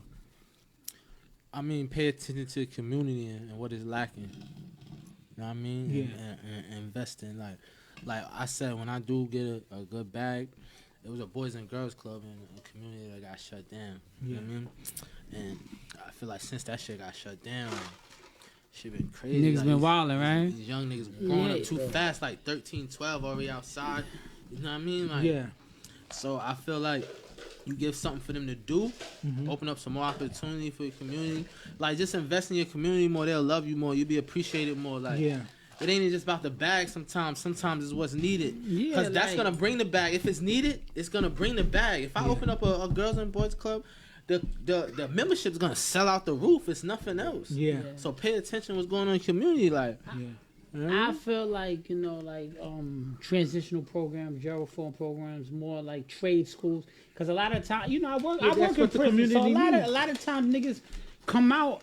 And the crazy thing about it, I'm leaving my job and 40 niggas out, and it was like the club. I'm like, oh shit, hey, yo, bitch. They called me my last name. We go by last names. Yo, B, what up? Whatever, two, boom. And they out. And one dude said, yo, I'm just gonna jump on the bus. I ain't got nothing to do. Nigga, you came home now. And you probably was down for like four years. You ain't got nothing to do. That means you coming back.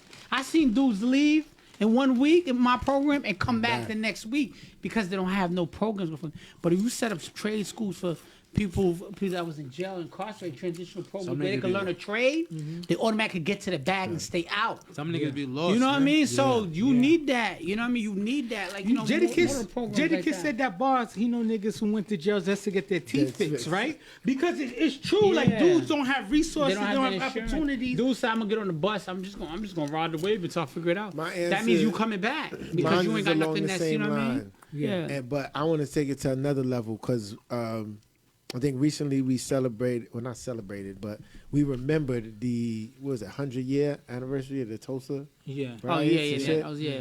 We need to have our own community again. Yeah. You know what I'm saying? Like you're saying, real estate, all those type of resources, those programs and stuff, but within our own community. You know what I'm saying? Just how You got your Chinatowns here. You got your Jewish neighborhoods here. Whatever. The problem we have black neighborhoods now, but they're always seen as the ghetto or the hood. We need thriving black neighborhoods that celebrates us, right? You know what I'm saying? So that's what I mean with we need to buy real estate. We got to make sure that we got to make sure we're on the same team, right? That's the only thing about the Asian, the Chinese. They be on the same team. The Hindus and everything, they be on the same team. They get 10 people. They live in the house. Boom. Then they all start buying a house from the corner store. Whatever. So we got to be on the same team. Just because I got a bag, whatever, too, boom, don't mean he got to be poor. You got to be poor. We got to make sure we're on the same team, helping each other out. That's the problem with us. And no, seriously. The Chinese, the realest shit I went to the Chinese store one time. The dude said to me, and he owned, the Chinese guy, and when I lived in Master Queen, he owned 2 houses. I'm like, damn, how you get 2 houses in Master Queen? Them shit's $700,000 a pop. He's like, I got it from y'all. Like, he's like, y'all love this joint. He's like, because he kept it a buck. He's like, I got it from y'all. Whatever, too, because what happened? That shit hurts when it's a buck, though. I didn't eat put him in there anymore. I was done. I was ready to smack fire on his ass. I'm never giving you another penny. I'm like, no, the reason why, because I asked him that, because I'm like, yo, y'all never eat this stuff. I see his kids over there. I'm like, what's that? He's like, I was like, you got 2 houses in Manhattan? He said, I got it from y'all. I stay open all the time. So boom, I let my people come down, and then they get houses. Boom. I let them work in the store, whatever. I teach them. We teach and build in our community how to be successful.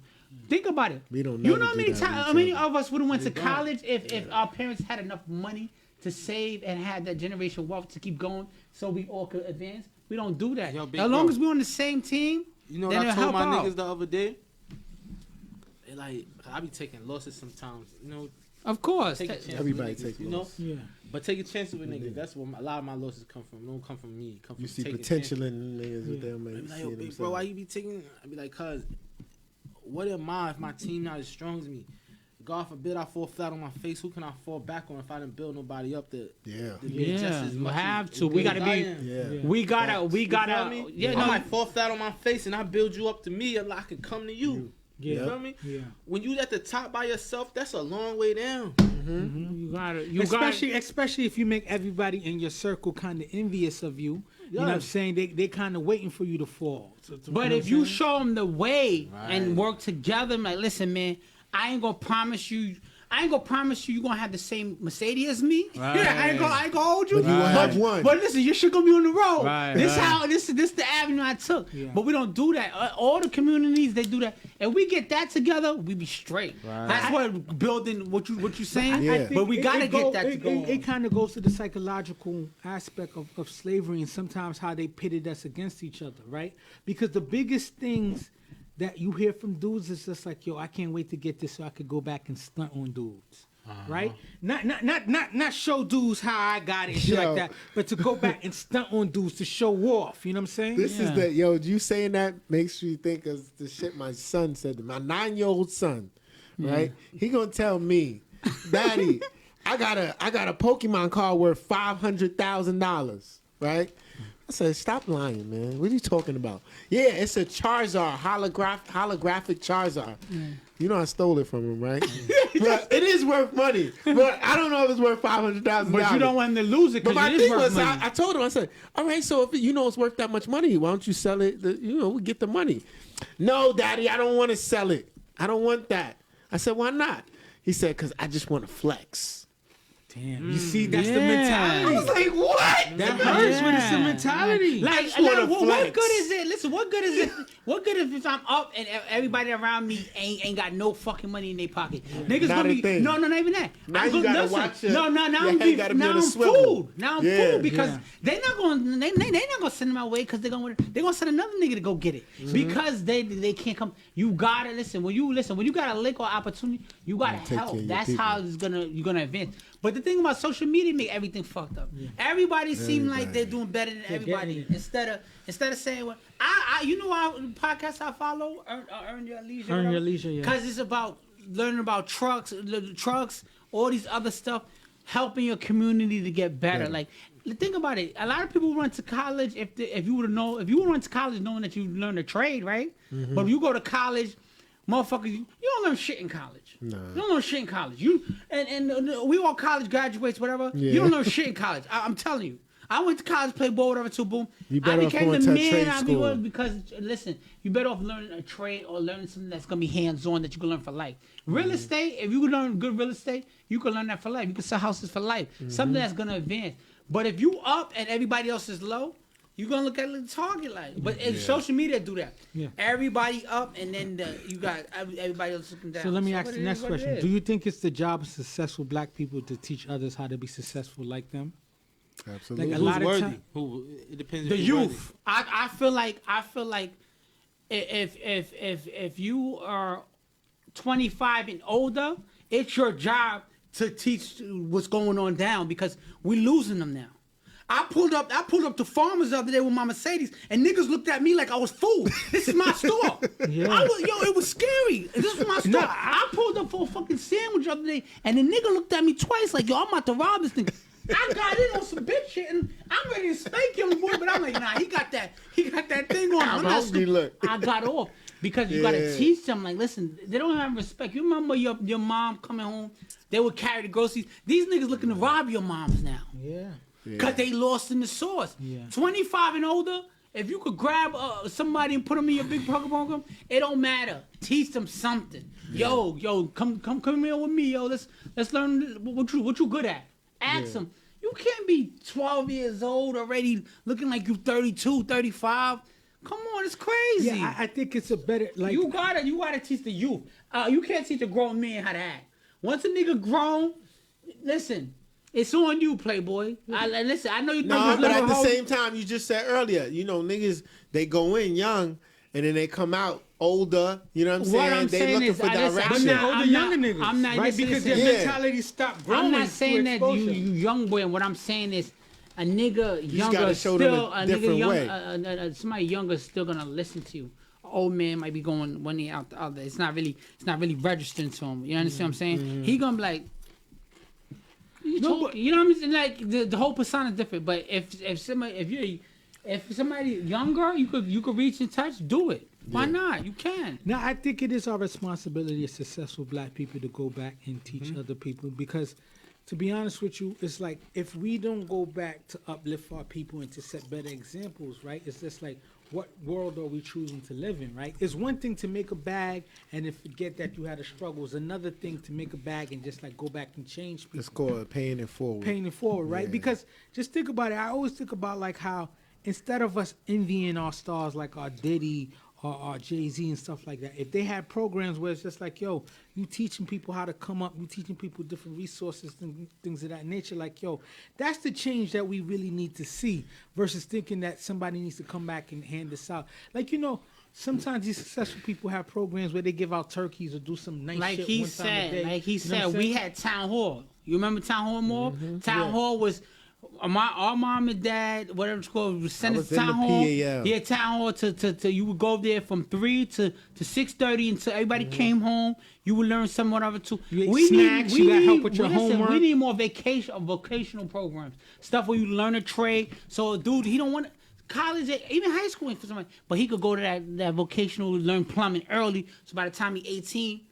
He could, you know what I'm saying, could build it. So we need more programs like that in what was going on. You got to teach the youth. Yeah. You can't give up from the youth. A grown man, it's a little shaky. Sometimes a nigga do. That's just a nigga could be an old head and be a young boy still. That happens all the time. Absolutely. That happens all the time. But sometimes that's why you got to learn the mentality. But sometimes even an old head and he's a young boy, if he ain't getting it, it's but so much you could do to him, whatever. You could give him the advice or whatever. But a young boy, you don't give up. But I even think them old heads and them young boys, what all they looking for now is that fast money. Yeah. Like you were saying earlier, social media done fucked everybody up. Because everybody up. Everybody up. I need Gucci this. I need a Louis this. Yeah. If I don't have that, what am I worth? Our females, that's what they think. What am I worth? You now equate that fucking name brand to your self-worth. Yeah. And that's a fucked up way of thinking. Listen, like at the end of the day, if I see somebody I can help, I always try to help them. Yeah. My man the other day was like, yo, B.O., you always telling people this and that, whatever, too, but what you getting out of it, too? Even with the clothing, yo, You be putting me on with this, whatever. I was like, I don't need nothing out of it. Because listen, I come from a good family. To this day, my brothers and sisters support me whatever I do.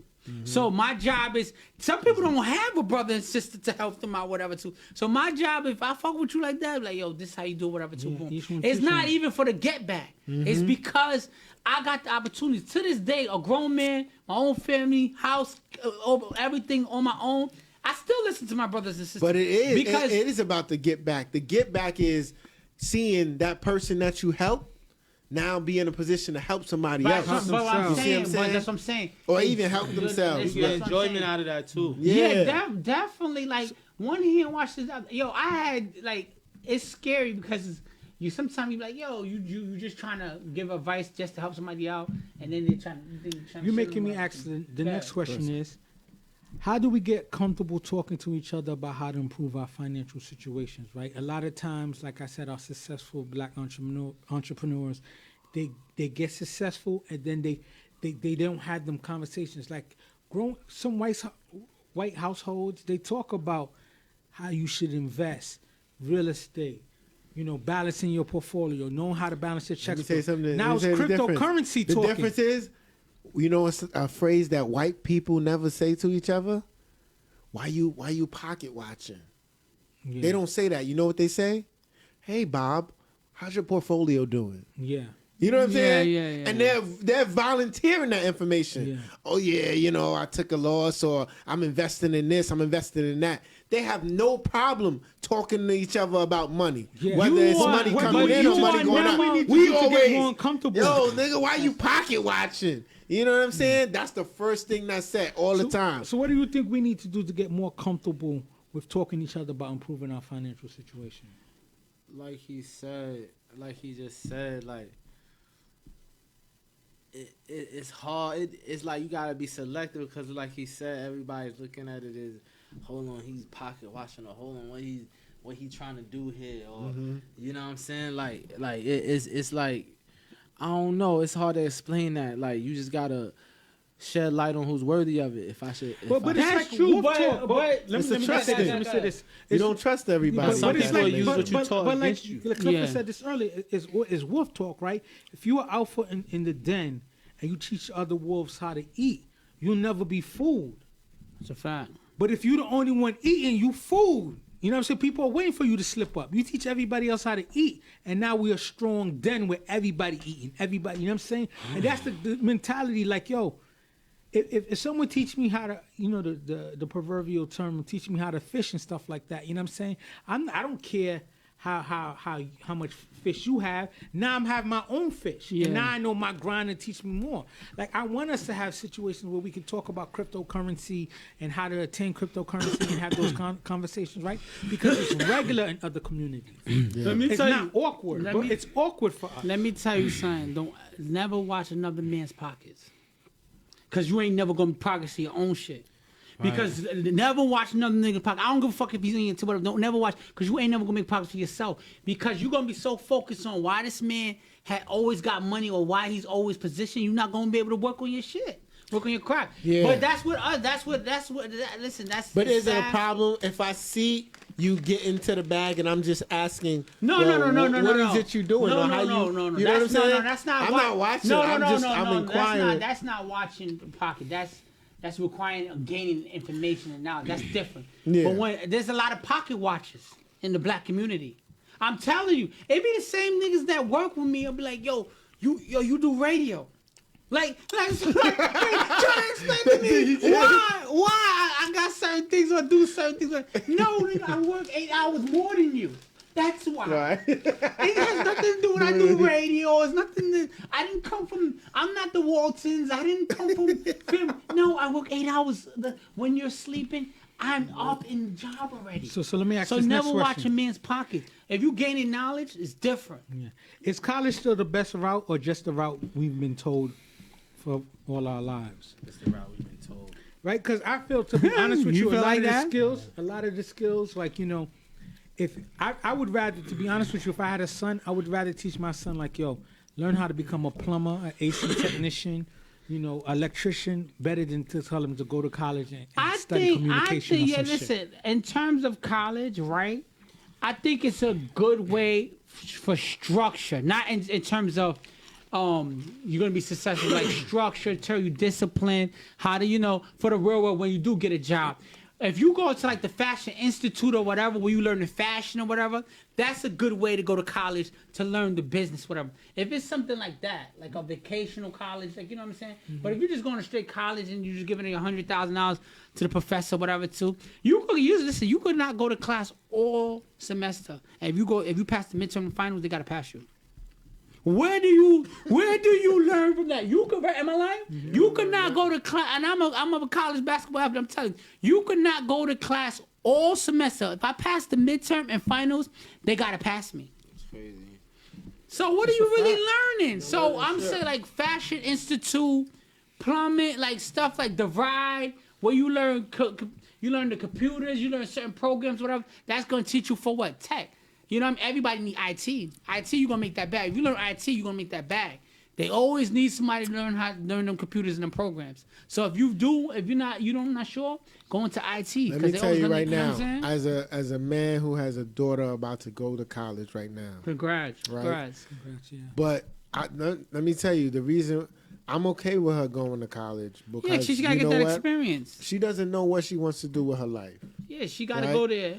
So I want to give her that opportunity, and I only want to give her that opportunity because I myself got to experience. Mm-hmm. I wasted a lot of money in college, but I had the time of my life. Yeah. I will never forget you meet the memories only I had thing is you meet brothers college, to this day. I met dudes to this day. It was some crazy situation. Yeah, that's what I'm saying. Yeah. And I think I learned more outside the classroom than inside. Yeah, that's a big fact. You know what I'm saying? So that was the benefit of it, but is it necessary now? It's definitely not necessary. Yeah. I know a lot of people definitely told not me necessary. that they've been to college that they didn't even do what they went to college for. No, of course anybody not. does. Their careers had nothing to do with their major and none of that. Because when you owe $100,000, right? You owe $100,000 debt. You didn't wake up and say, "Oh, I want to be a correctional officer. You got to pay back this loan now." You know what I'm saying? Niggas don't wake up and say, money. "Yeah, I want to work corrections. I want to be." You say you want to. You wake up, you might say you want to be a firefighter, a cop. Niggas don't wake up and say, but they paying in there. They pay. You know what I'm saying? So my last question on this is, what skill do you wish someone put you onto when you were younger? What skill? I wish someone would have pushed more of a trade than necessarily going to college. Even though, I make a decent living and I'm working in the corporate world and stuff like that. But Investing. Yeah. I wish someone would have taught me about investing. Yeah. Mm-hmm. That's a good one. You know what I'm saying? Because I was investing, not that I was getting a lot of money, but I got my first job at fucking 15 or 16. If I would have knew about investing then, crazy. I didn't have no bills. All that money I was making, I could have just said, I found something good to invest in. Back in that time, if I would have invested in the fucking internet, because I was 15 and fucking 90 whatever. Yeah. If I would invested in the internet, I'd be set right now. Well, you know what is definitely an invested. But the beautiful thing about life is you learn as you get older. Do experiences. I feel like we have to learn. We have to bust our ass to learn that way. But other communities set up their kids to learn so that they shield them from all that. If it was one thing I wish I would have learned, definitely a trade, something where I could have been hands-on. I could have been running a company instead of going in working 16 hours for somebody that don't you know what I mean? They don't appreciate you at all times sometimes. Definitely learning a trade is something that hands-on, I could be like, you know what? I got my own company, I got my own this, I can make my own, right? Yeah, you can make your own, yeah. I agree with everything you said. Also, like, credit, the importance of credit. I feel like so many of us, we F off our credit, and then we be in our mid to late 20s trying to fix up our credit. Credit is a joke, my nigga. Where other people have their credit straight and stuff like that, and get introduced. You can use credit a lot, but credit is a joke. They try to scare you and emphasize the importance of credit, but I done seen. I can't even tell you about some of the shit I see when it comes to credit. You can have bad credit and still get whatever you want, my nigga. Of course, but it's just sort of like it's a fucking you go to have good credit and then leverage that to so many investment opportunities. You can leverage it. Yes, you can leverage credit it. Just allow you to do things without the capital. You know what I'm saying? Yeah. So, all right, cool. So the last topic we're gonna talk about is more of a lighthearted, flued out, right? Because there was a meme, a post that I had made a video about where Shorty was just like, so dudes still expect you to, they take you on vacation, for you to sleep with them. You know what I'm saying? And it's sort of like, to me, my thing about it is like, yo, it's 2021. Dudes are popping watching Netflix. You think a dude gonna fly you out and not expect to pop? Like, you know what I'm saying? Like how immature it is. Not even, listen, a nigga of my caliber, if I fly you out, listen, you're gonna be dancing like a hyena or something. You're gonna be definitely playing monkey bars. Yeah, I'm not flying you out to learn about your activities. I spend 300 something round trip on you. You went JetBlue, whatever, and then you gonna come here and tell me, first of all, don't even come out if you on your period. Because I'm asking you. Don't waste my time. Why come out here to listen? I know So first question is, you single, your money good. Do you fly out a shorty you want to take down, or out of town trips is for new bodies? I personally feel like you fly out, I think you should enjoy new conquests. You know what I'm saying? But if you do fly a shorty out, do you fly out a shorty that you haven't smashed before, or that's just for guaranteed? Never. What do you think?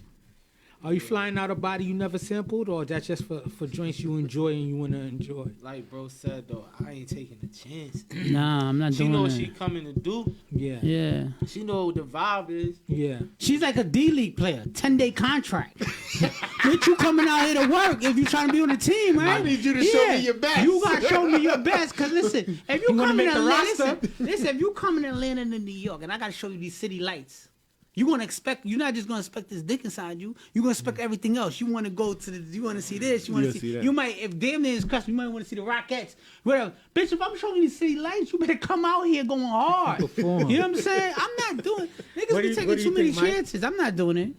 Yeah, I don't. I've flown out quite a bit. I travel, but I never travel with nothing.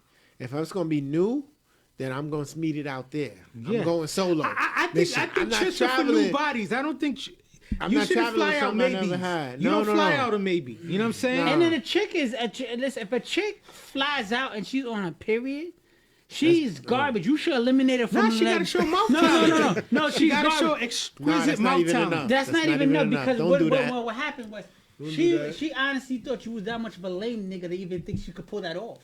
Cause a nigga like Mother nature happens. How many last minute trips happen where you fly somebody out and they on their period and stuff like that? You know what I mean? Like if the trip was planned, that should happen with wifey. That shit can't happen with some. Yeah, you last minute tripping with a bitch you never smashed. Hell no, hell no, girl. Come on, I'm not fucking putting you on the plane and all that shit. So the next question is: you flying out a girl? Do you have to talk to her about the expectations, or you let the vibe build? If I gotta talk to you about the expectations, it's already fucked. We already fucked up in the game. I shouldn't have to have that conversation. Not even that. The thing about it, what you fucking up with the questions is a fly out stipulations is already included. Niggas don't fly you out. Or now some of these dudes will send shorties a ticket but that's and the problem. You got the lame niggas that do that though. Nah, that's why they be like, "Oh, you can do this? I can fly out and not give you no pussy." When I posted, the thing. I did a video on my Instagram about this. Right, one shorty commented that like, "Yo, a dude has flown me out 5-6 different times and I've never smashed." And he understood that he wasn't gonna smash. His vibe was cool. She said the only reason why she ended up the last time he showed out and then she stopped, going on trips with him. But she's flying out 5-6 different times with dudes and dude never smashed. Some dudes are okay with that. I'm just not one of those dudes. Yeah, he sounds different. Yeah. Must respect his pride. He gay. You don't do that. Different occasions. No. She would have caught her one way, and then when she went to the airport, she would have tried to go back home. Go back home and be like, "Yo, what's going on?" She would have called like, "Yo, I can't." I'm so like, last question: if shorty says if we go on the trip and nothing's happening, you still book that flight, or you tell shorty to travel when she ready? You shouldn't have told. Yeah. I respect it though. It's not telling you. I respect her for that. I'm just not going on that trip. Yeah, She What not you coming mean on that nothing trip. happened? She telling you like, yo, I'll go on the trip with you, but nothing's gonna happen. You know how many girls told me in college, oh, we just gonna chill, and I had my dick down their tonsil. Everything's gonna happen. Listen, That is it. That's a good question because that's a challenge, and I love a challenge. Listen. You just gotta know the vibe when the conversation But happens. there's a difference right? between Shorty being bashful and Shorty keeping it a buck with you. Sometimes she people are said- bashful. You know we're not gonna do nothing, but it's a tone that you know that it can happen if you if you wait for apply pressure. nothing's gonna happen, whatever, to you niggas wanna fuck nothing. You gotta fill them out to know what's going on. You have to. So basically, nothing's gonna happen. Whatever. Yeah.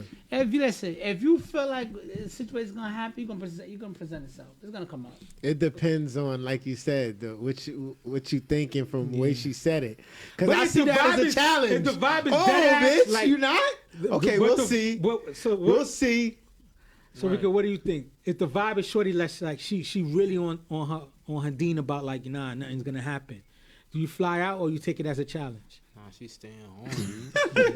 She said no. Nah, real shit. We coming out here to have fun. I don't know what you talking about. Girl, Yeah. watch my IG the next couple days. I agree with that because think about it. If women say, "Oh, that's not fair," like, yo, I'm going on this trip to have fun. Why would I take you on a trip to have fun and then let you stress me out the whole trip?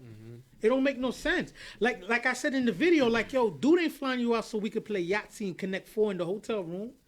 If I'm flying you out, I expect to have a certain experience with you. Right. I'm not saying like you are an indentured slave and all I'm doing is smutting you out the whole trip. We gonna eat, we gonna have drinks, but we gotta smash too. Listen, that's why I've been telling my female friends, like, listen, they be like, yeah, I went out to the club, he bought me a drink, whatever, he thought whatever, so boom.